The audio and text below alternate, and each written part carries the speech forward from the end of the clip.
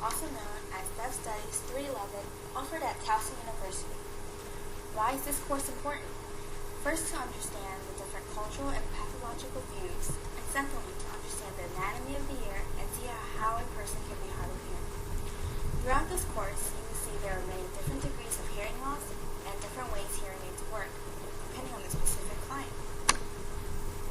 Before I start, I want to show the difference between cultural views and audiologist perspective. From a cultural view, a person who is deaf has profound hearing loss, uses American Sign Language, also known as ASL, to communicate and is involved within the deaf community. From an audiologist perspective, a person who is deaf has hearing loss and may or may not use amplification. These are just some random facts. There are about 31 million Americans who have hearing loss, and 1 in 3 are over age 65. Approximately 1 million are profoundly deaf. Ear infections are most common in children that relate to hearing loss, and only 10% of children who are born deaf are born to deaf parents, meaning that 90% of deaf children are born to hearing parents, and many parents who are hearing have no knowledge with the deaf culture. Goals of the audiologist is to reduce the hearing loss and minimize possible consequences. Some background information. Audiology is the study of hearing and hearing loss. It involves the science of hearing and the processes of hearing problems. Audiologist does not perform surgery on patients or diagnose diseases or prescribe patient medicine. That is the physician's job. However, audiologists will analyze the hearing loss and provide amplification through hearing aids and will provide hearing protection. We will first discuss definitions of sound, vibration, and elasticity. How would you define sound? Would you define it as a noise going through one ear and coming out the other? I believe there are many different ways a person can describe sound. According to dictionary, sound is the sensation produced by stimulation of the organs of hearing by vibrations transmitted through the air or other medium. With the vibrations in the air, the eardrum will vibrate for you to hear sound. We usually hear 4 types of sound. It consists of background noise, direct sound, early and late reflections. Background noise is a sound that interferes with the listener that is trying to hear. Example is 2 people are conversing and then another person starts a conversation. The other person will be considered as background noise. Direct sound is when the sound travels through the speaker to the listener without touching any surface. Early reflections is when the listener hears 50 milliseconds time period. Late reflections is reverberation, which is when the sound waves bounce between walls, floors, and other surfaces in the room. Vibration is a movement. Vibration is when an object moves from point A to point B, then back to the starting point. Vibration deals with elasticity, which is when the object moves back to the starting point, and inertia, which is the tendency of an object to remain in its current state of motion. Vibration can be free or forced. A free vibration would be when the force is applied and an object is allowed to respond, like a pendulum. Forced vibration is when force is applied back and forth and when the vibration is happening at the same frequency as force. Keywords that come with sound are frequency, amplitude, or the intensity in time and duration.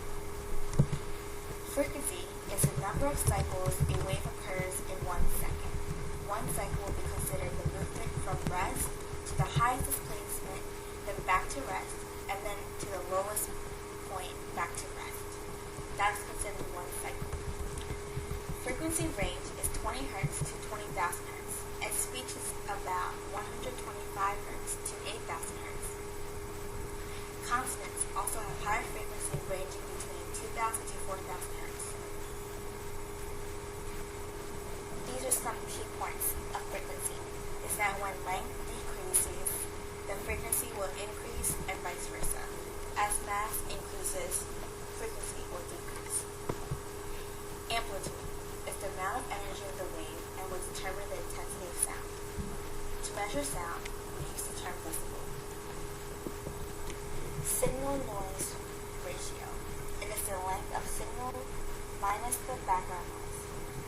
higher the signal-noise ratio, then it will provide an easy understanding of speech.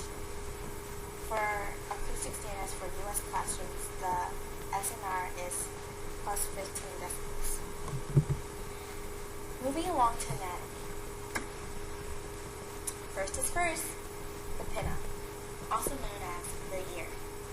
There are 11 parts of the ear, such as the lobe, tragus, crucifelix, and antihelix. What does the outer ear do? What is its purpose? Does it have a purpose? It collects sound, protects it from infections, and helps localize the sound.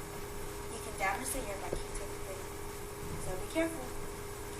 Some disorders that may occur with the outer ear is when earwax or other objects are blocking the ear.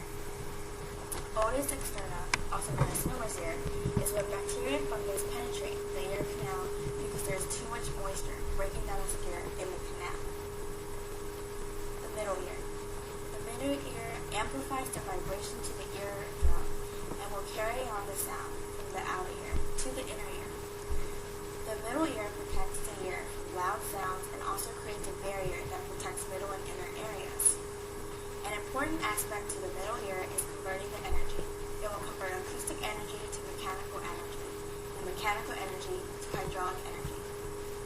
Some disorders associated with middle ear are Eustachian tube dysfunction, which is more prevalent with children, and it is when the pressure is not balanced across the eardrum or the fluid in the eardrum. The ossicles have 3 parts: malleus, incus, and stapes. The inner ear. It converts mechanical sound waves that will be recognized by the brain for hearing and balance. The disorders that occur are aging, long-term noise exposure, Meniere's disease, and more. Pure tone audiometry.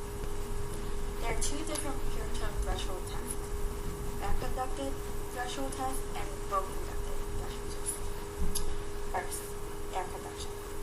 This will examine the ear canal through the middle ear where the nerve impulses travel out of the cochlea into the brain stem. This will show hearing loss if the inner and outer hair cells are damaged, missing, or malfunctioning. If hearing loss occurs with one or more conductive portions of the peripheral system and does not involve inner hair cells, bone-conducted threshold test will take place. Bone conduction. A small vibrator is on the patient's head, behind the ear, or sometimes in the middle of the forehead. The vibration will go through the skull that will cause the sound to go through the cochlea. There are 3 types of hearing loss. First is the conductive hearing loss. That is when the sound doesn't go through the inner ear. Bone-conducted thresholds are normal, but air conduction thresholds show hearing loss and poor by more than 10 decibels. This can be caused by excessive earwax and some middle ear problems if the middle ear is affected. Sensory neural is when there are losses on the outer hair cells. There is no significant airborne gap, and this is caused by noise, exposure, aging, and some chemicals from antibiotics. Finally, mixed hearing loss. That is when the air conduction thresholds are poorer than bone conduction by 10 decibels, and bone conduction are less than 25 decibels. When the non-test ear participates in the test, masking occurs because the information will not be accurate. Masking is always for the non-test ear, and is by air conduction only, never by bone conduction. There are 3 different levels of masking. Under-masking is when the noise is too soft and prevents cross-hearing in the non-test ear. Effective masking is when the noise is loud enough to prevent cross-hearing and not loud enough to interfere with finding the threshold in the test ear. Over-masking is not really efficient because the noise is loud enough that it crosses over to interfere with the threshold